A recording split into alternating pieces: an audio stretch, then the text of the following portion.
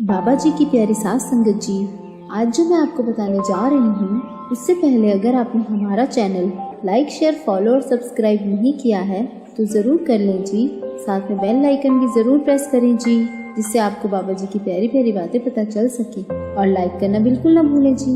वो कहते हैं ना, अपने सतगुरु की मैं क्या बात करूँ, मेरी भूलों को वो अक्सर माफ़ करता है।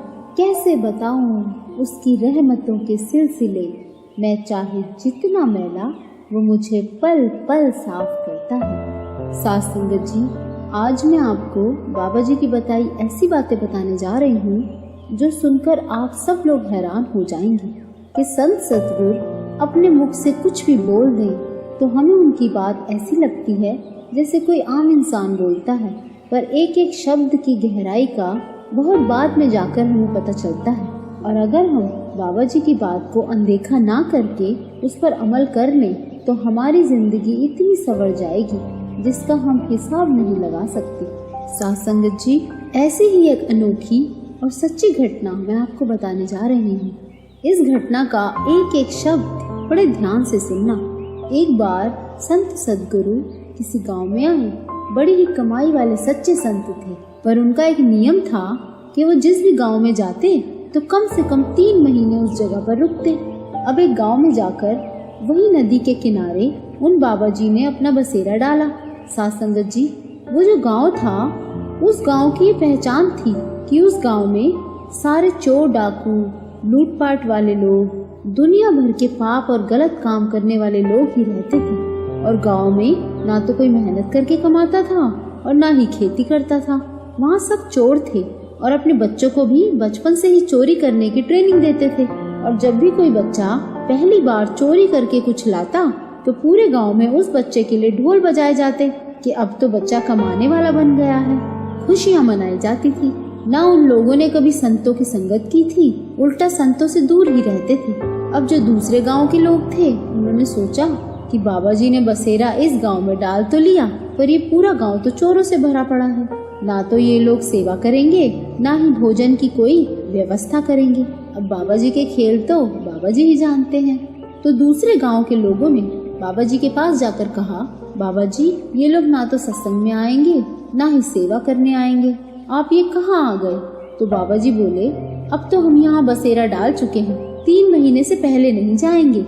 अब उन दूसरे गांव वालों ने फैसला किया कि एक दिन एक गांव से भोजन आएगा तो दूसरे दिन दूसरे गांव से आएगा। ऐसे उन्होंने 3 महीने की ड्यूटी फिक्स कर ली। सब गांव से सेवा के जत्थे बन गए। हर जत्था हफ्ते के लिए आता, फिर दूसरे हफ्ते दूसरे गांव से जत्था आता। ऐसे ही सिलसिला चलता गया। हर जगह तंबू लग गए। ऐसा लगता था मानो हर जगह गांव ही बस गया हो। दिन रात सत्संग कीर्तन चलता रहता। अब उस गांव के जो चोर डाकू थे वो दूर से ही देखते रहते थे, पर ना तो कभी सत्संग सुनने आते थे और ना ही सेवा पे आते थे। और एक दूसरे को ये भी भड़काते थे कि वहाँ चले मत जाना, क्योंकि जाओगे तो कोई ना कोई ऐब छूट जाएगा। वहाँ कोई शराबी जाए तो उसकी शराब छूट जाती है। जो मांस खाते हैं उनका मांस खाना छूट जाता है। अगर हमारे लोग वहाँ जाकर बिगड़ गए तो कमाएंगे क्या? अब जैसे ही 3 महीने पूरे हुए तो वो बाबा जी वहाँ से जाने की तैयारी कर रहे थे। इधर चोर डाकू सोचते हैं कि हम एक भी दिन इनके सत्संग में नहीं गए। दूसरे गांव वालों से हमारे रिश्ते पहले भी कुछ खास नहीं थे, अब तो और भी खराब हो जाएंगे। अब वो लोग ये सोच विचार में बैठे ही होते हैं कि डाकुओं का सरदार बोला, ऐसा करते हैं, आज आखिरी दिन है उनके जाने का, जाकर थोड़ी सेवा कर लेते हैं। इन संतों का सामान दूसरे गांव में पहुंचाने में मदद कर देते हैं, जिससे दूसरे गांव वालों के सामने हमारी भी थोड़ी इज्जत बन जाएगी कि इन्होंने सेवा तो की, कौन सा हमने प्रवचन सुनने हैं। उनमें जो और चोर डाकू थे वो अपने सरदार को समझाने लगे कि ध्यान से रहना सरदार, कहीं इनकी संगत में आप बिगड़ न जाओ, उनकी कोई बात मत मान लेना, क्योंकि सब अपने ऐब छोड़ देते हैं। अब वो सरदार अपने कुछ लोगों के साथ बाबा जी के पास पहुंचा और बोला, लाओ आपका सामान हम उठवा कर पहुँचा देते हैं। तो वो बाबा जी बोले, इतने समय से हम यहाँ पर हैं, आपको हमने पहले तो यहाँ नहीं देखा।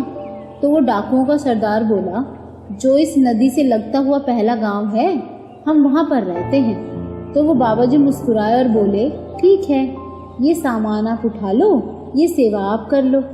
और वो डाकुओं का सरदार सामान उठाकर जा रहा है तो वो बाबा जी भी साथ में चल रहे हैं। चलते चलते बाबा जी ने उस सरदार से सवाल किया कि तुम काम क्या करते हो? तो डाकुओं का सरदार बोला, हम चोरी डकैती करते हैं। और ये बोलते हुए वो बाबा जी से ये भी बोला कि अब यहाँ अपने प्रवचन मत शुरू कर देना, क्योंकि हम चोरी तो छोड़ने वाले नहीं हैं। तो वो बाबा जी बोले, कोई बात नहीं, मैं कौन सा तुम्हें चोरी छोड़ने के लिए बोल रहा हूँ, मैं तो पूछ ही रहा हूँ कि तुम काम क्या करते हो। अब बाबा जी तो जानी जान होते हैं। तो बाबा जी ने उससे फिर सवाल किया, शराब भी पीते हो? तो वो डाकू कहता है, हाँ पीता हूँ, ऐसा कोई दिन ही नहीं जिस दिन हम शराब ना पिए। फिर बाबा जी बोले, मांस भी खाते हो क्या? तो वो डाकू बोला, हाँ। तो बाबा जी बोले, किसका मांस खाते हो? तो वो डाकू बोला, जिसका मांस मिल जाए खा लेते हैं, ऐसा कुछ सोचा नहीं कि कौन सा मांस खाना है और कौन सा नहीं, मांस तो मांस है। तो वो बाबा जी बोले, अच्छा मैं शराब छोड़ने के लिए नहीं कह रहा, बस कोई एक दिन मान लो कि इस दिन शराब नहीं पियोगे। तो वो डाकू बोला, कौन सा दिन शराब ना पीऊं? तो वो बाबा जी बोले, चलो एकादशी के दिन शराब मत पीना। फिर वो डाकू हंसने लगा, कहता है कि चलो आपकी खुशी के लिए एक दिन नहीं पिएंगे, पर उससे एक दिन पहले डबल पी लेंगे, आपकी बात भी रह जाएगी, हमारा काम भी हो जाएगा। तो डाकू सोचता है कि बाबा जी आप तो बड़े ही भोले हो, आपका वचन भी रह गया और हमारा काम भी हो गया, आप कुछ भी बोलो हम उसमें से भी रास्ता निकाल ही लेंगे। और बाबा जी भी मंद मंद मुस्कुरा रहे हैं कि काम बन रहा है, और उधर डाकू मुस्कुरा रहा है कि बाबा जी का काम नहीं बन रहा। अब वो बाबा जी दूसरी बात बोले कि किसी एक जानवर का मांस मत खाना। तो वो डाकू बोला, चलो कौवे का मांस नहीं खाऊंगा। तो बाबा जी खुश हो गए, चलो एक और बात मानी।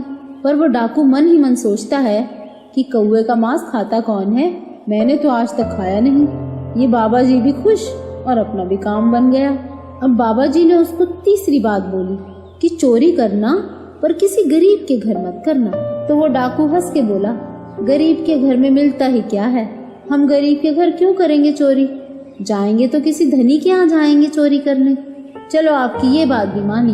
अब बाबा जी ने उसको चौथी बात बोली कि किसी का नमक खाकर वहाँ चोरी मत करना।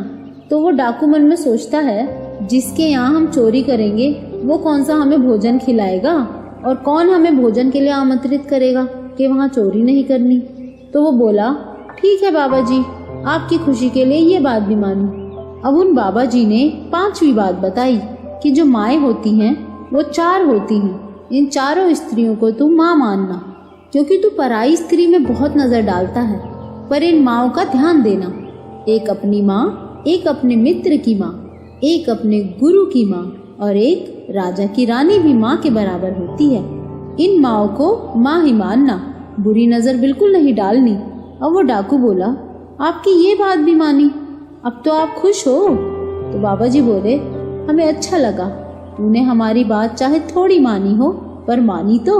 अब वो बाबा जी अपने गांव चले गए और वो डाकू अपने गांव। समय बीतता गया। अब वो डाकू सोचते हैं कहाँ पर चोरी करें, गरीब के घर तो चोरी करनी नहीं, क्योंकि वचन दिया है उन बाबा जी को। फिर उन डाकुओं ने धनी लोगों की लिस्ट बनाई। अब उस लिस्ट में सबसे अमीर तो राजा था। डाकू सोचता है, राजा के महल में चोरी करेंगे तो कई महीनों की छुट्टी, आराम से बैठकर खाएंगे। अब वो राजा के यहाँ महल में चोरी करने पहुँचे। सब कुछ चोरी करके हीरे जवाहरात गहने सब एक गठरी में बांध ली। अब अंधेरे में उस डाकू का हाथ किसी कटोरे से टकराया तो उसने मुंह में उंगली डाल के चेक किया तो वो चूरन था। अब उस डाकू को उन बाबा जी की बात याद आ गई कि नमक खा के नमक हरामी नहीं करनी। तो उस डाकुओं के सरदार ने पोटली वहीं रख दी कि अब यहाँ चोरी नहीं करनी। था तो वो डाकू पर वचन का बहुत पक्का था। साथ संगत जी, बुरा कोई नहीं होता, परिस्थितियाँ इंसान को बुरा बनाती हैं। अब उस डाकू ने पोटली वहीं छोड़ दी और जैसे ही वो जाने लगा तो राजा की रानी ने उसको देख लिया और रोक कर बोली, मुझे अपने साथ ले जाओ, ये राजा बहुत बुजुर्ग है, मैं जवान हूँ। अब वो रानी उस डाकुओं के सरदार के पीछे पड़ गई। अब वो डाकुओं का सरदार कहता है कि नहीं रानी, राजा की जो रानी होती है वो माँ समान होती है, उस पर बुरी नजर नहीं डालनी, क्योंकि उस डाकू को बाबा जी के वचन याद आ गए। तो रानी मिन्नतें कर रही है और वो डाकू मना कर रहा है। ये सारा दृश्य राजा दूर खड़ा देख रहा था और राजा बहुत हैरान था कि एक डाकू इतना पक्का अपनी बात का, और इतने में वो डाकू वहाँ से खाली हाथ ही भाग गया। अब उस राजा ने उस डाकू को पहचान लिया और अगले दिन अपने सिपाहियों से उस डाकू को महल में बुलवाया। जैसे ही वो डाकू दरबार में आया तो राजा अपने दरबार में सिंहासन से उतरकर उस डाकू से पूछता है कि तूने चोरी के लिए पोटली बांध ली, फिर भी नहीं लेके गया। तो वो डाकू बोला, ऐसे ऐसे एक बाबा जी हमारे गांव में आए थे, उन्होंने मुझसे कुछ वचन लिए तो बस वही वचन निभा रहा हूँ। उन्होंने कहा था जहाँ का नमक खाओ वहाँ चोरी मत करना। मैंने गलती से राजमहल का नमक खा लिया, इसीलिए वहाँ पर सब कुछ छोड़कर मुझे जाना पड़ा। राजा फिर पूछता है कि रानी तुम्हारे पीछे पड़ी थी कि मुझे साथ ले जाओ, फिर भी तुमने अपना ईमान कैसे कायम रखा? तो वो डाकू बोला कि आपकी रानी हमारी माँ के समान है। उन बाबा जी ने बताया था कि राजा की रानी माँ समान होती है। अब ये बात सुन के राजा बहुत हैरान कि संत सतगुरु ने एक डाकू को देवता बना दिया। राजा कहता है कि मैं तो बुजुर्ग हूँ, मेरी कोई औलाद नहीं, पर उसूलों का इतना पक्का इंसान मैंने आज तक नहीं देखा। मैं तुझे अभी वजीर बनाता हूँ और मेरे मरने के बाद तू यहाँ का राजा बनेगा। अब ये डाकू वजीर की कुर्सी पर बैठता है और सोचता है कि संतों के सिर्फ 2 वचन माने और कहाँ डाकू से वजीर बन गया, और राजगद्दी भी तैयार है मेरे लिए, तो बाकी के 3 वचन मैं क्यों ना मानूं।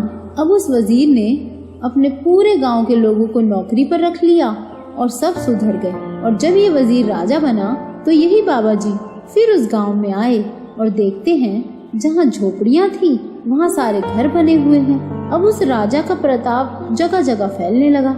जब वही बाबा जी उस सरदार के गांव में पहुँचे और उसके और साथियों से पूछते हैं कहाँ है तुम्हारा सरदार, तो उसके साथी बोलते हैं बाबा जी वो तो अब राजा बन गया है पर मरने की हालत में है। सारे वैद्य और हकीमों ने ये कह दिया है अगर उसको कौवे का मांस नहीं दिया तो वो नहीं बच पाएगा, पर सरदार मारने को तैयार ही नहीं है। कहता है मर जाऊंगा पर कौवे का मांस नहीं खाऊंगा क्योंकि मैंने बाबा जी को वचन दिया है। अब बाबा जी मुस्कुराए और चल दिए राजमहल की ओर। और बाबा जी के पहुँचते ही राजा अपने आप उठ खड़ा हुआ मानो उसको कोई बीमारी ही ना हो। तो देखा साथ संगत जी आपने, बस एक चोर बाबा जी की 2 बात मानकर राजा बन सकता है, तो क्या हम बाबा जी की एक बात भी नहीं मान सकते? बाबा जी भजन सिमरन के लिए ही तो कहते हैं दुनिया के सारे काम हम सुबह से शाम तक करते रहते हैं, बस यही काम हमसे होता नहीं। फिर जब कोई परेशानी आती है तो वो परेशानी हमसे संभाली नहीं जाती। इसीलिए हमें बाबा जी के वचनों को कभी नजरअंदाज नहीं करना चाहिए, तो हमारे भी वारे न्यारे होते चले जाएंगे। तो बाबा जी की प्यारी साथ संगत जी, अगर आपको ये वीडियो अच्छा लगा हो तो लाइक और कमेंट जरूर करना जी, और इस वीडियो को ज्यादा से ज्यादा शेयर करना जिससे बाबा जी की प्यारी संगत तक बाबा जी की ये प्यारी प्यारी बातें पहुंच सके, और इस चैनल को सब्सक्राइब भी जरूर करना जी।